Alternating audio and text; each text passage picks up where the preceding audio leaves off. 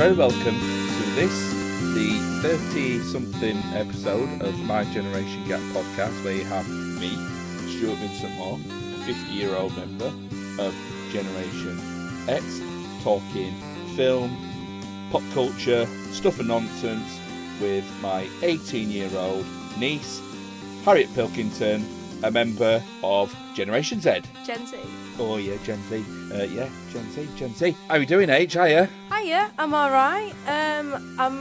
We've just started recording this podcast and my dog has decided now is the time to eat right next to the microphone. So that'll be fun.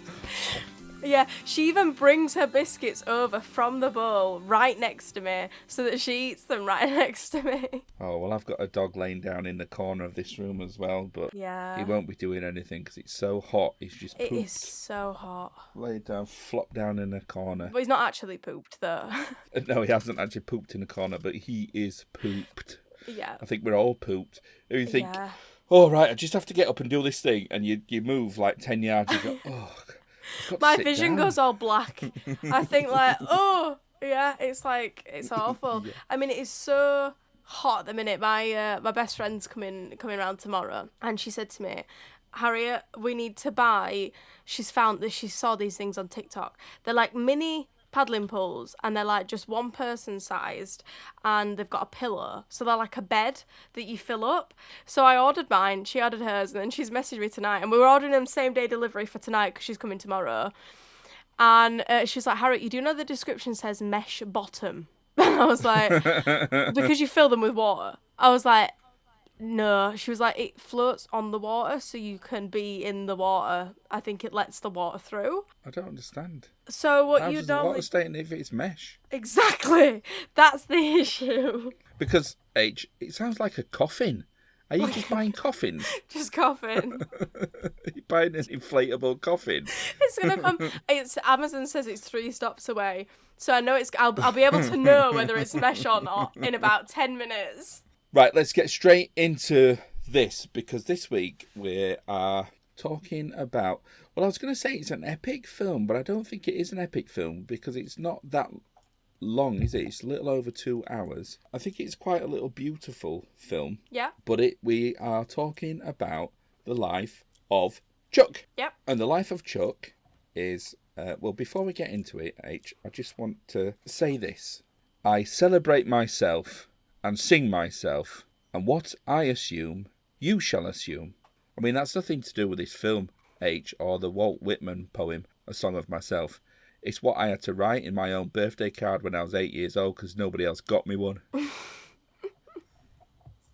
I like that. That's been your best one for a little while. The Life of Chuck, as a film, it's in 3 parts. Yeah. But it goes Act 3, Act 2, Act 1. Yes. So it's almost told in reverse. And it follows... Well, it doesn't actually follow the life of Chuck all the way through. It sort of does, but it sort of doesn't. But it essentially, it is about a guy called Chuck, his life, and the poem, the Walt Whitman poem. Yes. Song of Myself. So, Walt Whitman is a very, very famous poet. He revolutionised American poetry, sort of brought poetry to the masses. He wrote this epic poem, Song of Myself, and continuously edited it throughout his life. It is very beautiful. I was going to say he was a controversial figure, but he wasn't. I think he had some failings as a human being, but we all do, don't we? Because we're all just human, aren't we? Yeah. And I suppose that's part of the poem as well, isn't it? Song of Myself. You celebrate oneself. Yeah. And we all are part of each other and part of the universe, and the universe is us, and we are the universe, and we are all each other, and we are individual, and all these beautiful things. Yeah. And that's all wrapped up in this film, isn't it? Yes. Whether it's done successfully or not is a matter of opinion. What do you think, H? Give us your overall thoughts on the film.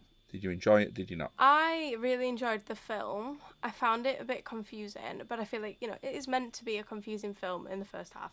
You're meant to not really understand what's going on. I think that's fair to say. Shall we summarise the film? Yes. It's in 3 acts. Act 3, it starts with. Yeah, which is the end of the world, isn't it? yeah, it's the end of the world. We don't really know what's going on. We know that the world is ending. Yeah. We know that there's a teacher on Parents' Evening telling parents about their kids in school, and it's the first thing. This is one of the benefits of living with a poet, H, because my wife is a poet. As soon as anybody quotes any poetry in any film, we know it straight away. I knew, I recognised the poem. I'm not really into poetry, but I knew when they said certain things, I knew it was relevant when they said, I've forgotten what they say, which isn't helpful. I can't remember. What was it? I am the power. Oh no, that's He-Man. If you know the poem, I suppose it puts the film more in context. Well, I think it doesn't, and I don't think you need to know the poem at all, but I think it's a nice thread to have it run. I think because it's referring to it all the time, it sort of gives you an idea of what the film is about and what they're trying to say in the film. As in, that's what I was lacking. Yeah.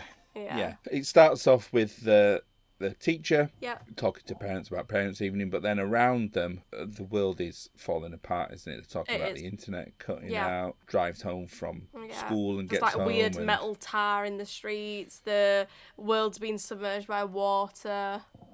Yeah, sinkholes are popping up. They're talking about California falling into the ocean. 80% of it's gone, hasn't it? 80% of it's gone, and he talks on the phone to his ex-wife. He does. Fell, which is short for Felicity, is that right? I would guess so, Fell, and she's a nurse. Yeah. Working in a hospital, and patients are dying, patients are taking their own life, but people are dying, and the hospital is failing, and people aren't even turning the up for hospital work, staff, and it's just everything's just going to ruin, isn't it? But it's... it's... And also, why is Matthew Lillard in it? Why did he play such a small character as well? Like, it's Matthew. As soon as I saw Matthew Lillard, I was like, he's a baddie. And then he was nothing to do with the story. That's instantly what I thought, because it starts off with the world crumbling around everybody. Everybody's dying. They're talking about Carl Sagan and the history of the universe and how we're almost at the end of it, because it's at the end of it when things make sense. You know, the last few milliseconds, everything seems to make sense, and then Matthew Lillard crops up and you think, oh, here we go, it's his fault, he's done it, he's ended the world. What's Matthew Lillard done? Why is Matthew Lillard currently ending the world or making people think the world is ending? That is exactly what I thought, because we always say Matthew Lillard is always a baddie. Like, he's always the baddie. Yeah, it just, as soon as you see him, it's like, oh, so it's his fault. And then he's just never in the film again. And for a good, 20 minutes after seeing him, I was like, when's it going to come back to Matthew Lillard? Yeah. When's he going to come back in some sort of mask or a disguise or suit or animatronic? Yeah, he's going to pop up out of a grave or in a cupboard and kill everybody. Or down a misty street. Down a misty street and end the world. Yeah. You know, there's that room, and there's the thing about the room. It's like, in that room Matthew Lillard is Matthew Lillard in his evil chamber. Yeah. The third act, or Act 3, as it is, talks about the end of the world. It focuses on this couple and how they were married. They're no longer married, but then they find their way back to each other as the world is ending, and they sit in the backyard and they watch the stars go out one by one. Yeah. And they turn to each other and they're about to say, I love you, and then the world ends. Yeah. But as the world is ending, all these billboards and all these posters and all these signs, adverts, radio, all over the telly, it's all, thank you, Chuck, 39 great years. And there's like, who's this guy? Yeah, and nobody knows who he is. Like, who is Chuck? Why is he everywhere? There's like holographs of him that he's on billboards, like he's on TVs. And then I did think that Matthew Lillard would be Chuck, ending the world. He just pulls off the mask of Chuck and he's just Matthew Lillard. Being evil. So that's Act 3. Yeah. Then we go on to Act 2. There's no explanation or anything yet. And we go on to Act 2. And Act 2 follows, Chuck, essentially, doesn't it? It follows Chuck, who is 37 years old-ish, 37, 38. He is an accountant. He's at an accountant's conference and is having his dinner. He's having some sandwiches in the park. He's having a walk because he doesn't like hanging around with other accountants. And he walks past a busker who's a drummer. And he begins dancing. And he does it's a great dance scene. It reminded me so much of Christopher Walken in the Fatboy Slim video, Weapon of Choice, which is a great song and dance number. Because Christopher Walken's a song and dance man. Yeah. And a great actor as well. But I do know what he is, but I haven't seen him in anything song and dance, but I can imagine that he is. I urge anybody to go to YouTube right now, watch the Fatboy Slim video of Christopher Walken dancing in a hotel lobby to Weapon of Choice. Yeah. It's absolute genius. And there's loads, and you'll see why. And then watch the Chuck dance section in this film, and you'll see where he got all these moves from. No, it's a fabulous scene. He's dancing in rhythm of the drums, isn't it? It's not a known song. Yeah. She's drumming. And they're just busking and riffing, aren't they? Yeah, they're improvising. It's just improvising. That's it. And then a woman joins in and dances with him, and there's a crowd, and then they finish the dance and it disperses, doesn't it? Yeah, and they make a bucket full of money, don't they? Make a bucket full of money. They do. It's all good. Do you know what it reminded me of? Go on. My stepson Ivan, when Ivan was between the ages of 5 to 12, say 9-ish, before lockdown happened, I would do the school run and drop Ivan off at school. Yeah. And outside in the playground, all the kids in his class would line up, waiting to go in, and then, you'd have like little chats with all the other kids in his class. Yeah. And and I had this thing where I told all of Ivan's class that I was off to go to work as an international dance star, because that's what I did as a living. Yeah. That was brilliant. So for years, all of Ivan's classmates thought I was an international dance star. There's about 30 children in Nottingham now that think that you are a dance star.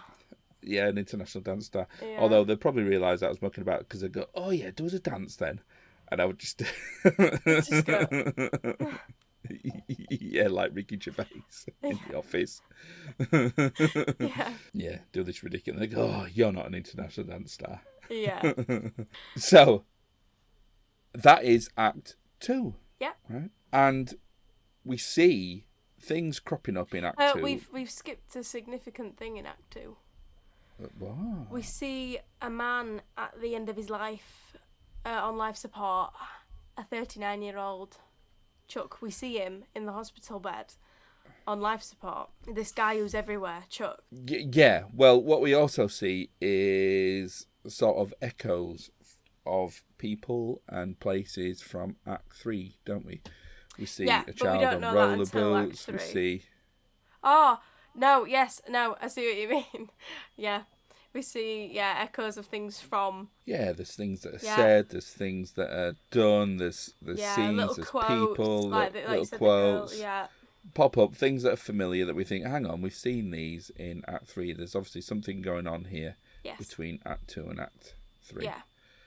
Then we go to Act 1. Yes. And Act 1 is where we understand everything that's going on, don't we? It's all explained to us. Good luck explaining this one. Well, I think we open with... Actually, I can't remember what we open with. It's young Chuck in school. Yes, I think it is young Chuck in school. But essentially we have two Chucks in this section, don't we? We have a young Chuck and an even younger Chuck. Don't we? Have a Chuck who's really young, growing up with his grandparents. In fact, it explains his backstory. Yeah, it explains that his parents have passed away. Yeah, so we see Chuck dying, don't we? As a 39-year-old man in a hospital bed in Act 2. Yeah. In Act 1, we see young Chuck as a child growing up with his grandparents in a house because his parents had passed in a car accident, and they're living in the house, and his grandparents are actually probably, I think, the best characters in the film. I love the grandparents in there. They're beautifully played by Mark Hamill and, I've forgotten the lady's name, but I hadn't seen her at all since Ferris Bueller's Day Off. Everybody will know who I mean, and they'll be shouting her name at the, at the podcast. speaker. Yeah, at the podcast.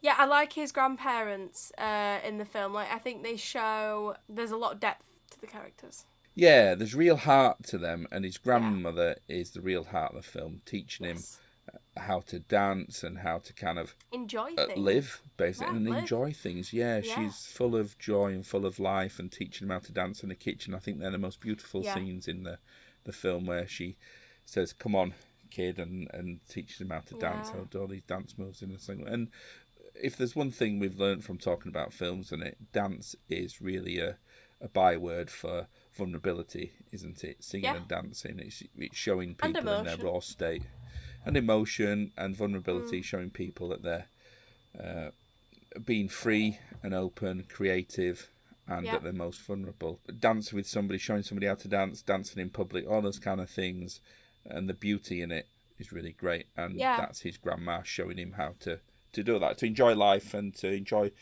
vulnerability and putting yourself out there. Yeah. And like you said, just living, I think, with, and enjoying things. And his granddad's quite the contrast of that. Well, but then also he has his own joy, isn't he? Because he is the opposite, but also the same, because he finds joy in the universe and in mathematics and the building blocks of the universe. Yeah. And he teaches Chuck to not rein in his creativity, because maths can be creative, but he talks to him a lot about accountancy and mathematics, and how mathematics rules the universe, and you can calculate anything, and it's involved in everything, and it's almost life itself, isn't it? The universe is maths. So you have these two opposites, don't you? This beautiful creativity and expression, freedom of expression and expression of emotion in the dance, and then you have this mathematics, almost scientific accounting, but also the beauty in that as well, and showing the beauty in that as well.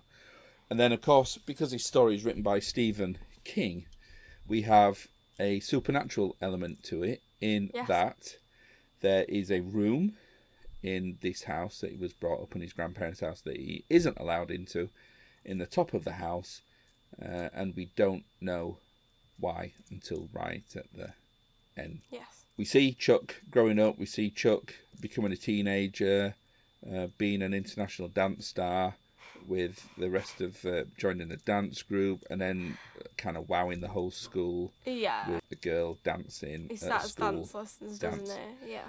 Which is great, isn't it? Because he starts dance lesson and he's a great dancer, and then he dances with this girl, which is great, isn't it? Because they do this dance at the school dance, him and this girl, his friend. Everybody goes in, there's a big round of applause, and they go, "Come on, Chuck," and it's all, "Come on," and it's great, isn't it? But I did wonder, if you were a teenager at school, and there was a school dance going on, and then you and a friend had got together and practiced really great dance moves, and I mean, in this film we're made to believe that Chuck invented the moonwalk, aren't we? Yes. And he does all these great dance moves, and the whole of the school crowd around him and give him a big whoop and a cheer and, "Hey, well done." Yet if that happened when I was at school in the 1980s and 1990s, you would have lasted about 20 seconds, and then you would have got your head kicked in. In my generation, you'd have just become a meme. Really? Somebody would have filmed it and put you on the internet? Somebody would have put you into a meme, yeah. Yeah. No, in my generation, everybody would have stopped and they'd gone, "What are they doing?" Yeah, I think that was the same. Yeah. You'd have got your head kicked in. It's like, "How dare you think you're better than us?" Yeah. "What do you think you're doing, mate?" Yeah, and not just for the teachers. "Who do you think you are?" Yeah, it would. Yeah, expressing yourself, creativity. Yeah, stop creatively. Stop that at once. I mean, that's a generational thing, isn't it? Because the teachers that were at my school in the 1980s were they were diabolical. Do you know what? There's a split. There's still some teachers that, how do I put this? sadistic. Yeah, that don't give the impression that they like their job at all. And there's Yeah, some or they don't like kids. or children or Yeah. what they're doing at all. But some teachers are so... I would say there are more teachers now than what there was in the 80s that are more dedicated to creating a nicer environment. Although there's always going to be a split in everything, in every job. Well, there was certainly the minority when I was at school. Yeah. Some of the teachers now, if you were another student and you said to another student some of the things that the teacher said to me, yeah, they would have been expelled. Yeah. for like really terrible bullying. Yeah, bullying. Yeah. Oh my God, getting singled out. Yeah, when you watch and you go even further back and you watch films from the 70s and things like that, you just think, how was schools like that, and were jobs like that? You know, you look at sexism. Yeah. I mean, all right, it's not exactly fixed. It's not really, a thing but it was so obvious back then, everything like that. I remember growing up, and I think once teachers found out that we had an Irish background, then, because I didn't know as well, because I was a kid, and you don't understand what a stereotype is, do you? You just assume that people are like this, and I think this is why lazy jokes are so bad now, because it allows this kind of thing to happen, and it makes you feel this way as well. But I just thought I would grow up stupid and not be, that there's no way I could be clever or do anything or be anything because we were Irish and we were stupid. Yeah. And that's what the Irish were. That's it. Even jokes have realness. Yeah. We spoke about it was this, just everywhere. It was pernicious. Yeah. Yeah. And I like that. And people, what, pernicious? Yeah. Well, it is pernicious, and people are. I think what's annoying now is people are saying that is going away and then it's a bad thing, and it's not. No. When people are saying, oh, you can't see anything these days, you think, well, why would you want to say something offensive? Why would you want to be mean about a group? Why would you want to... Yeah, why do you want to be mean? And it's just that, isn't it? Why be mean? I mean, it's all, wokeness gone mad now, and in the 90s it was political correctness gone mad. Ah. Yeah, it's political correctness gone mad. PC. And we had, it was all PC. Oh, they've all gone PC. We want non-PC comedians. We want non-PC that. And now it's woke, isn't it? And anti-woke. Yeah, it is. Yeah. But it happens every generation. It does. Where there's a backlash against niceness and respect. But back to life. Back to the room, right? This is obviously his granddad had seen this room. He'd been in the room. He told him never to go in that room. There was supernatural things about this. His granddad knowing about a young boy taking his own life before it actually happened. Yeah. And then I think his granddad went up there because Chuck tried to get in the room. His granddad stopped him. He saw something else, which we then later found out. Which was horrifying, which we didn't see, but we later found out that he was seeing his own death.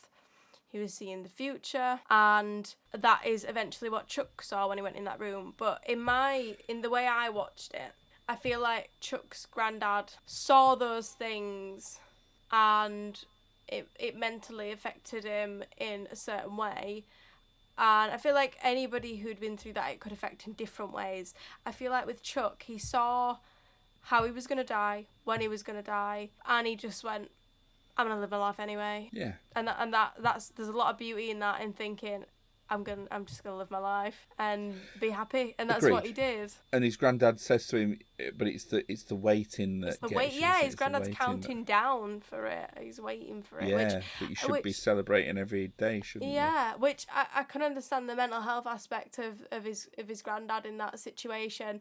But yeah, it does make you think about, it's a very deep film, it makes you think about life and about how you want to live your own life. And you look at Chuck's pursuit of joy, happiness, and living his life, and his granddad's pursuit of waiting and alcoholism. But is it a deep film? Yeah.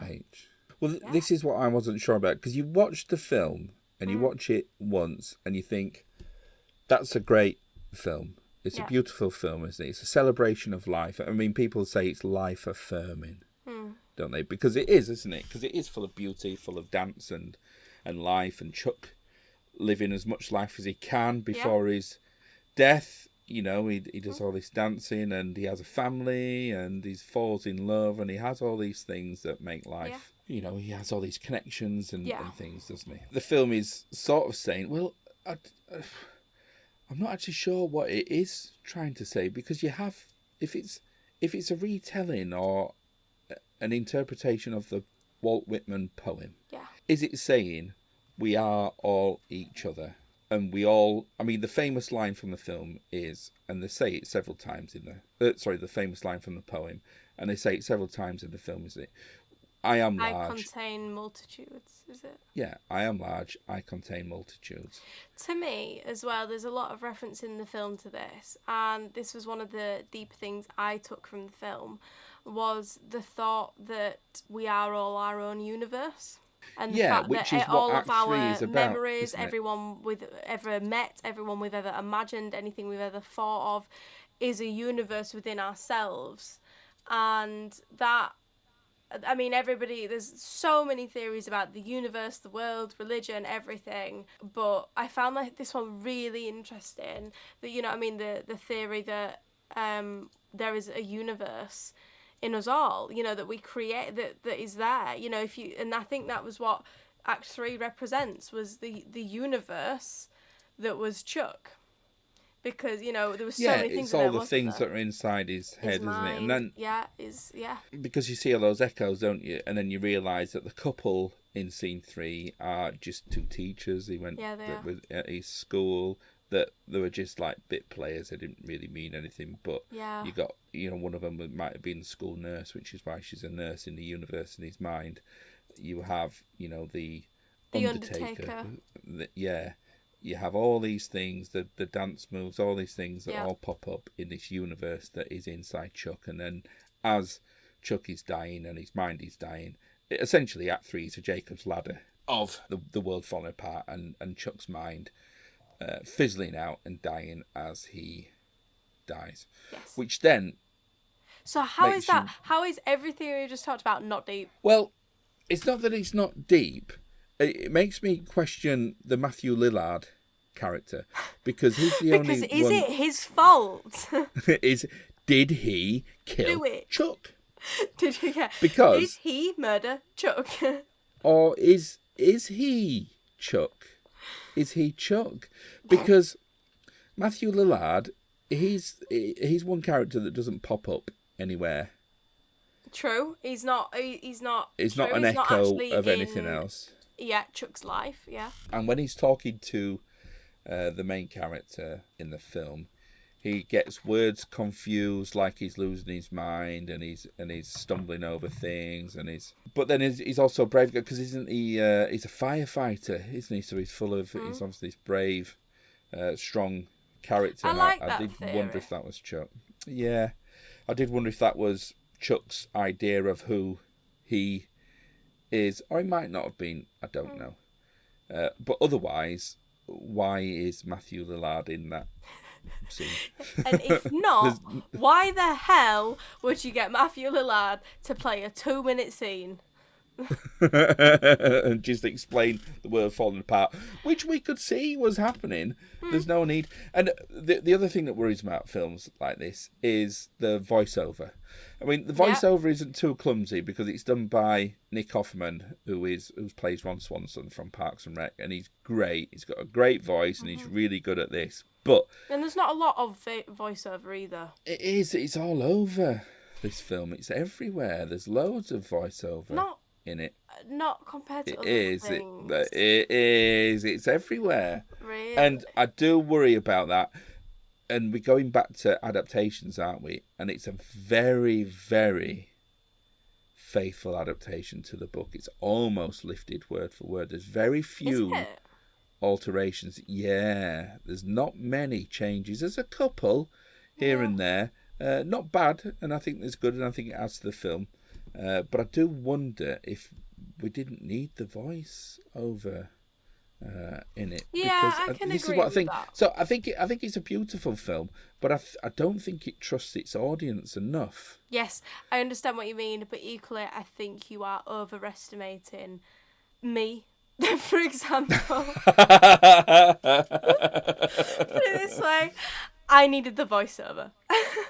All right, okay, but then when you watch it twice. But I didn't watch it twice, and you I shouldn't know, have but to if you watch watch a it, film you twice. shouldn't have to watch it twice. But if you watch it twice, a good film or a great film is different. You see something different in Yeah, it. You I see don't think you something, would from this. and no, you No. don't. No. It's all explained to you.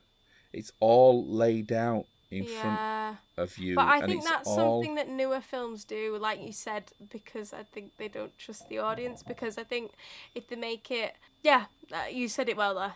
I think that it's one of those things that But is is that more what prominent Jen in this said? Yeah, I think it's more prominent in this generation. How dare you challenge me? Interpret this. I don't want to have to interpret anything. Yeah, and as well, like I mean, now Tell me. Yeah, you see it on adverts.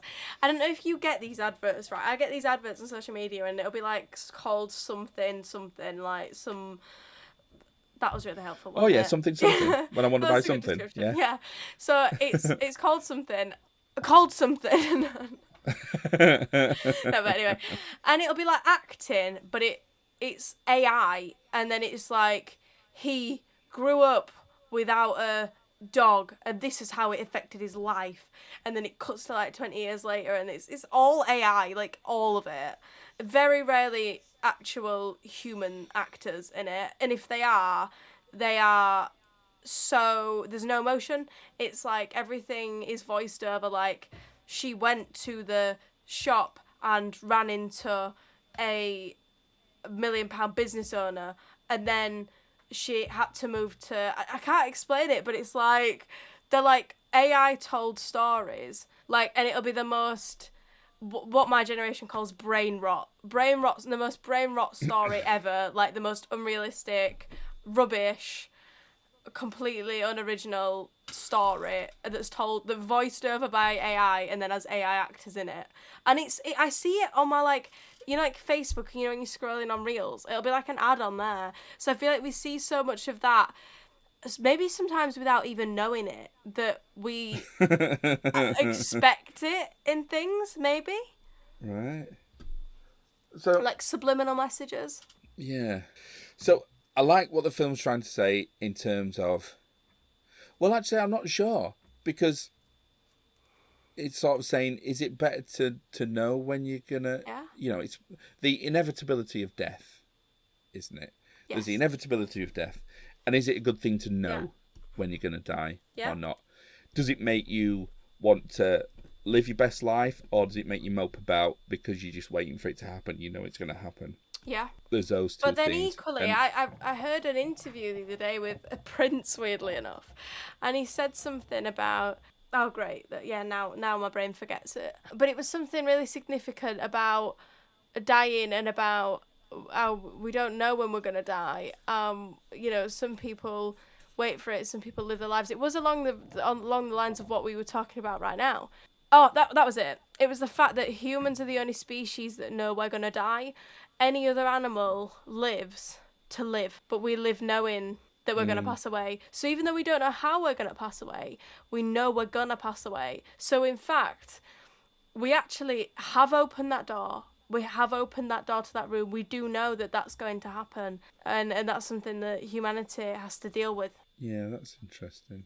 But then also you have to think, well, if that room is showing your death, or when you're going to die, then that's fate, isn't it? And everything's predetermined. So what are you going to do? Well, that's it. But then equally, it's predetermined anyway, path. though. Whatever happens is already, we have already opened that door because we already know that's going to happen, because that's how the universe works. Yeah, but not how.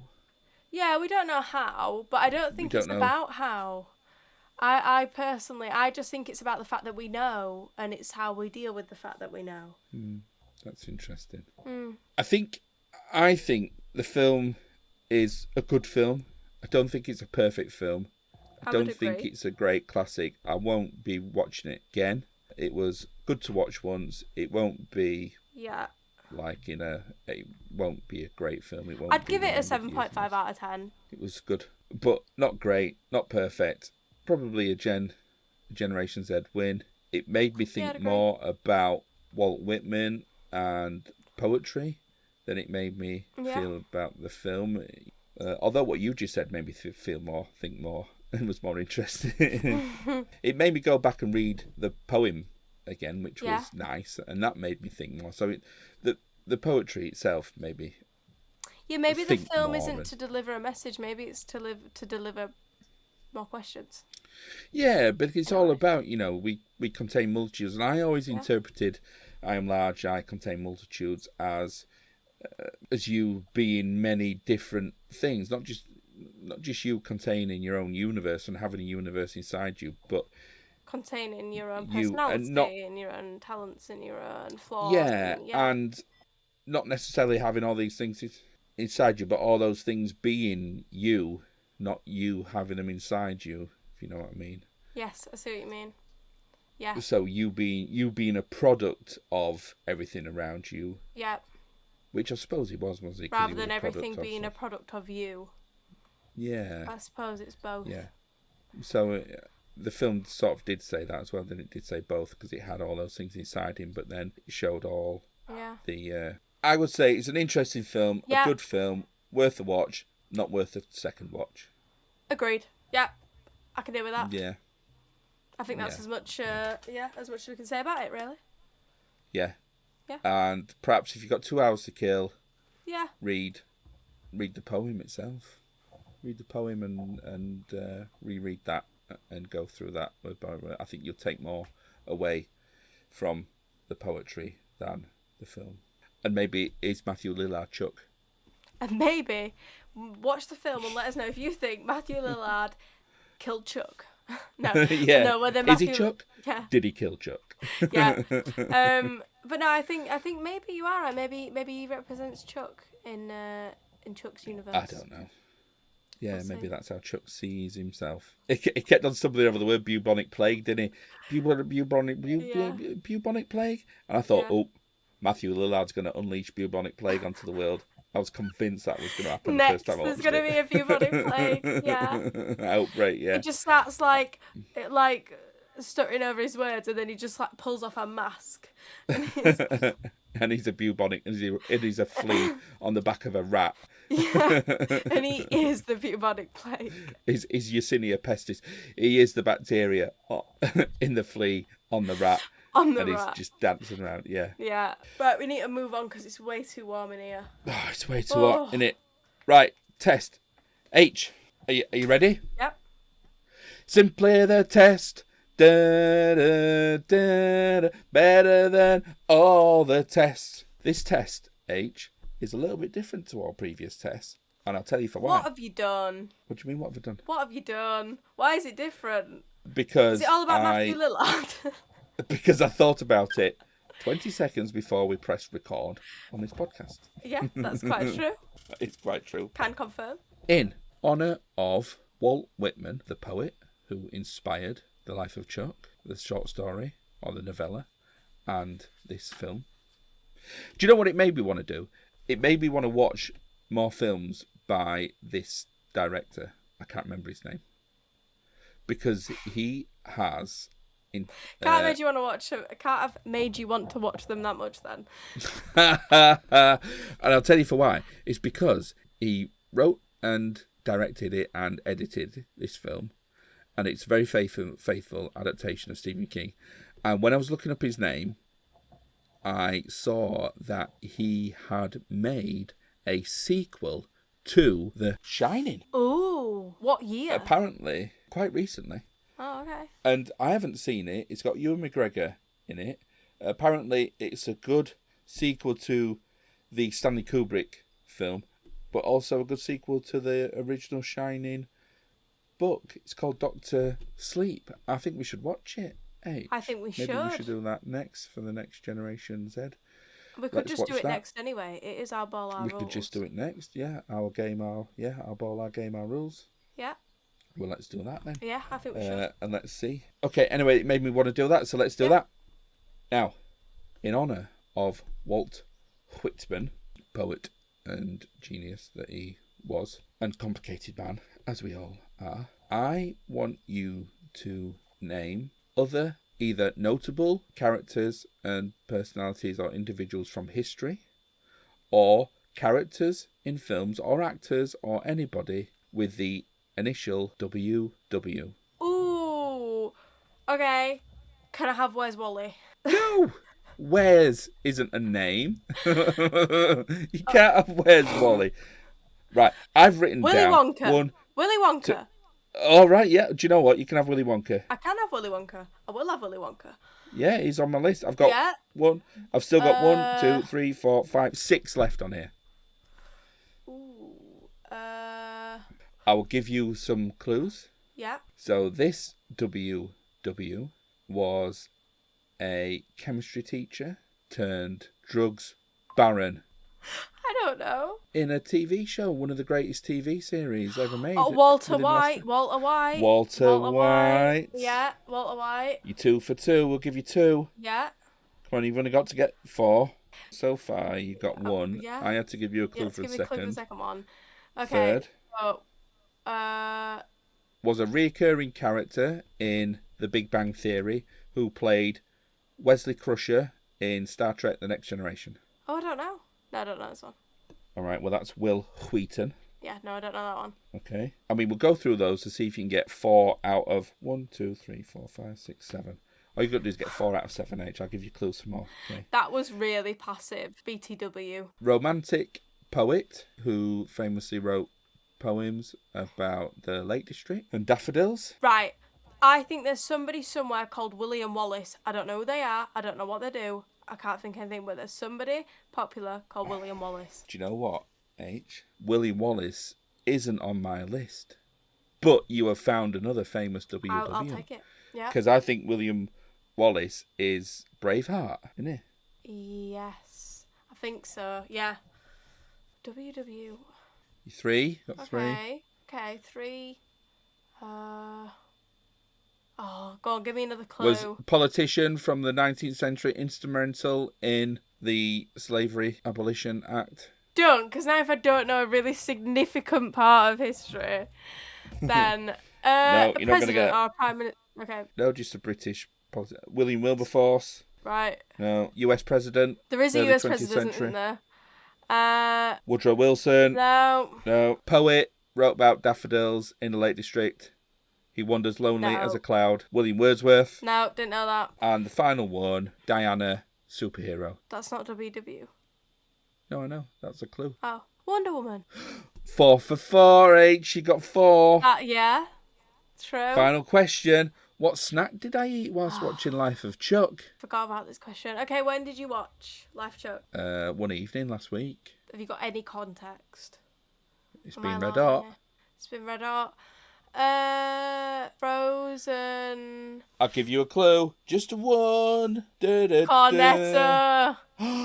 You passed the test. So what is it? What is it? £1 and a drink? £1 and a drink. Well. Yeah. I'll give you that next time I saw you in Earl. Next time I see you in... Earl. Which, it's probably going to be another 6 months because I saw you at Earl last weekend. Know. You got your 2026 calendar, despite it being June. Merry Christmas present. Merry Christmas. Yeah. You're welcome. You're welcome. And some eggnog. You're welcome. Yeah. And a Santa figurine. You're welcome. Yeah, you're welcome. Yeah. So that's good, isn't it? Yeah. Right. £1 and a drink. I think then the test goes up to next time, H, £2 and a drink. Yeah. Double. I thought you were going to go £1.50 in a drink. Oh, no. The stakes are high. We're doubling each time. Yeah, why not? Right then. Yeah. H, we've done, 2 years worth of episodes nearly. Yep. And you've only won the twist twice. The twist. The twist. You've only won the twist twice. I'm not worried. Fair enough. We could go £2 and a drink. Yeah, because even if it was every year, we'd have to be like a lot older. Yeah. Right, it's time for this. Not that. Right, it's time for this. Burger Stews, Burger review. It's Burger Stews. Burger review. It's Burger Where's your Stews. burger phone? Review. It's Burger Stews. Too hot. Burger review. It's Burger. He's eating a burger and he's back. Every time. Every time. He's eating a burger and he's marking it out of 5. This week, H, I've gone Butch. Butch? Yeah, Butch. Because when I pull up my notes, I'll tell you where I went. I went to Butch Annie's in Cambridge. Right. Okay. Now, Gemini told me that this was the place to go for burgers. The place to go. The place to go for burgers in Cambridge. And Cambridge is pretty big. It's a big city. It is. It's a modern 21st century city. Yeah. H, although you wouldn't think it driving through it. Yeah, but there's no fish and meat places. Fish and meat. Stop. I was thinking about that today. So you go. What do you sell here, mate? What do you got? Fish and meat. Take your pick. Yeah. Do you want fish? Yeah. Or do you want meat? I do meat. So this is an independent burger store. So they Yeah. should have done what they're doing, right? Oh. To get there, I had to drive into Cambridge. Yeah. Although driving into Cambridge is nice because I was in just outside of town. Yeah. And I drove past King's College Yeah. Chapel, which is really beautiful. Parked up in the city centre. I walked past Honest Burger. I walked past Five Guys. I walked past Shake Shack.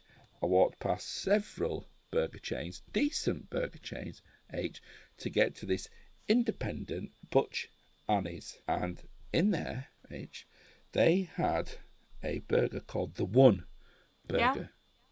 Yeah. It had 21 day, in fact, not even 21 day, but it had like dry aged beef in it. Yeah. They talked about how much they celebrated their menu and they just focused on burgers and steaks, so they were the greatest burgers around. Yeah, the actual burger and the steak inside. Yeah. And I had the One Burger H, and it was 3.25.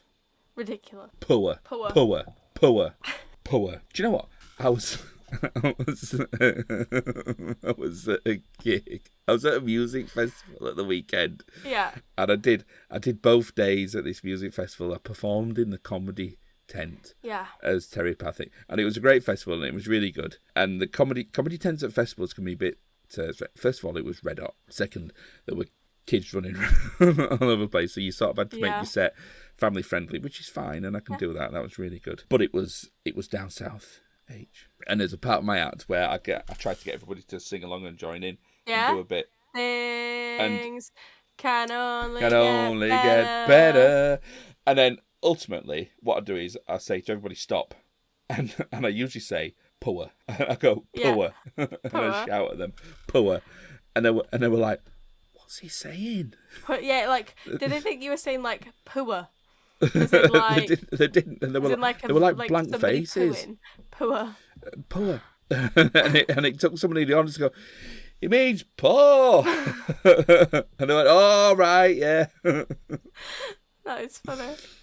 And I think a lot of my act could have benefited from having some sort of translator there. Yeah, you just need somebody going, it means part, like, it means, yeah. Yeah. I got somebody up to read a letter out, and it starts off by saying, Dear our ma'am, or Dear our ma'am. Yeah. And he couldn't read it. What? Did you write it as well? Dear A-R-E, ma'am. That's how to do proper Yorkshire. Yeah, Dear Art Ma'am. Yeah. No, I can't read this. Anyway. Do you know, it was really bready. It had... Oh, did it have a potato bun? It wasn't a potato bun. But when I bit into it, it was really bready. Like it was like a big, dry... Like that clunky bread. Oh, yeah.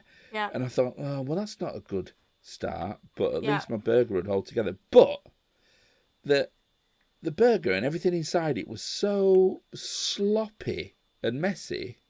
So the bun's like hard with structure, really bready, and the inside sloppy. Yeah, that's not giving. So I started eating it, and the meat. So the burger, it wasn't like held together. It was like, I don't know, it wasn't held together. Just falling out. It had burger sauce in it, which the sauce wasn't bad, but it was supposedly had caramelised onions in it. I love But a they were good caramelised onion. I love a caramelised Yeah. onion. H, they'll say that about me. They'll say that about me when I'm gone. Stuart, you know who likes caramelised onion? You know who likes a caramelised onion? Yeah, Uncle Stuart. Yeah. Yeah, these weren't caramelised, H. They were soggy. Oh. And they didn't add any flavour. They just added mush to Yeah.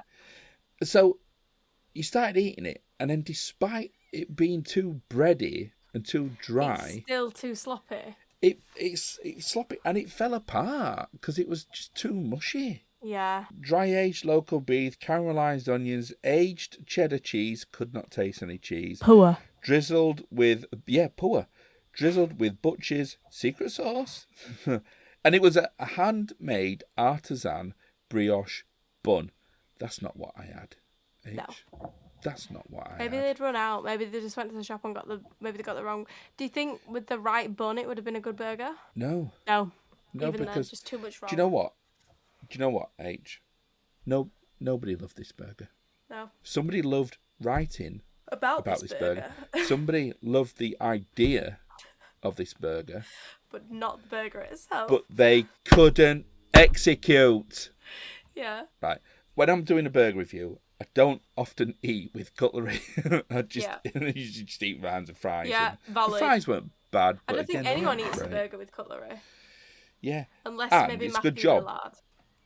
Yeah, unless they're Matthew Lillard and they're evil. But it's a good job because actually they didn't give you any cutlery. Yeah. Which was a bit weird to me.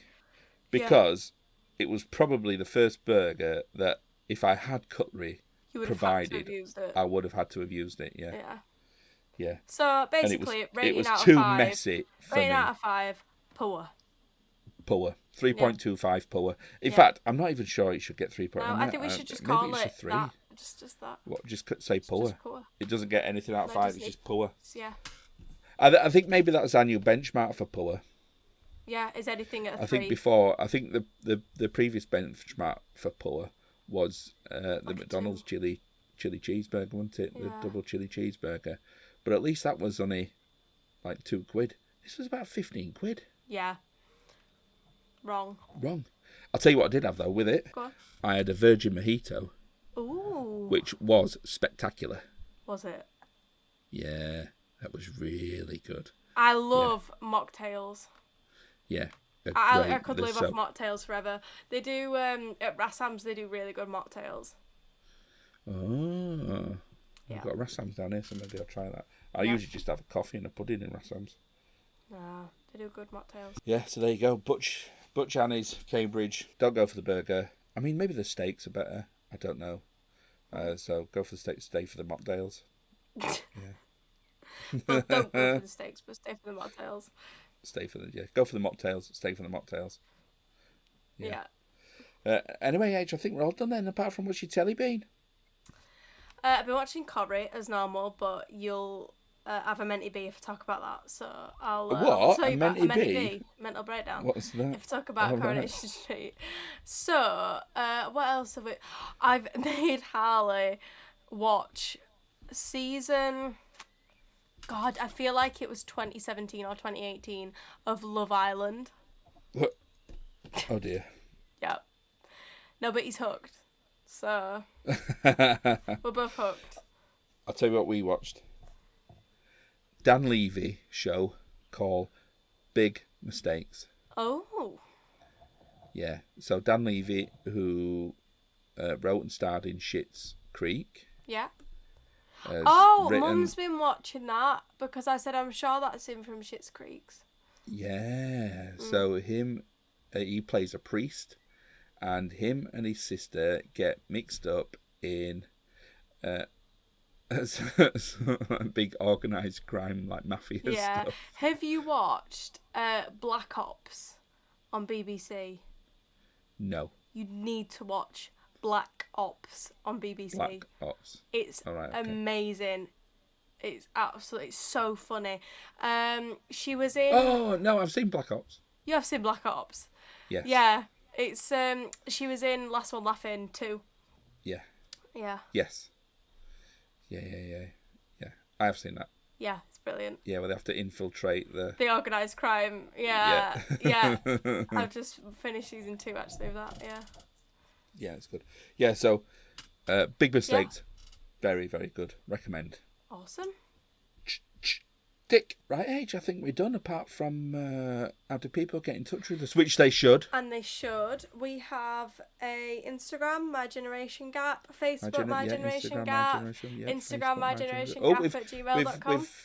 We've gone over 100 followers on Facebook page. That's good. Thank you. They've been rolling in. That's brilliant. Yeah. Unfortunately, we don't have TikTok. Because we were perma-banned. Perma-banned from TikTok. So, but we could follow Stuart Vincent more TikTok. Yeah, we can, or contact Terrypathic. Or go contact see his Terrypathic. gigs. Yeah, see his gigs. Come and find me. Find me, follow me, love me. That's my new catchphrase. That's how I sign off all my comedy. Terrypathic contains multitudes. I am large. I contain multitudes. Half of that statement is true. Right. Yeah, what do you think of that sign up? Find me, follow me, love me. Yeah, I like that. That's how I end all my shows now. I do like that. That is fab. I'm Terrypathic. Find me, follow me, love me. Yeah, that's brilliant. Yeah. Although in that comedy tent in Cambridgeshire, everybody would just go, "What's he saying?" Yeah. Find me, follow me, like in a Yorkshire accent. Love me. Yeah. What? What's he even saying? All the kids were going, what's he doing with them beans? Yeah, you need to stay up north then. Yeah. Hey, mister, eat more beans. and then they go, oh, you're gonna have to wash that top now. Because I had beans all down my waistcoat, which is covered in crusty beans. Yeah. And I went, does this look like it's ever been washed? And they went, no.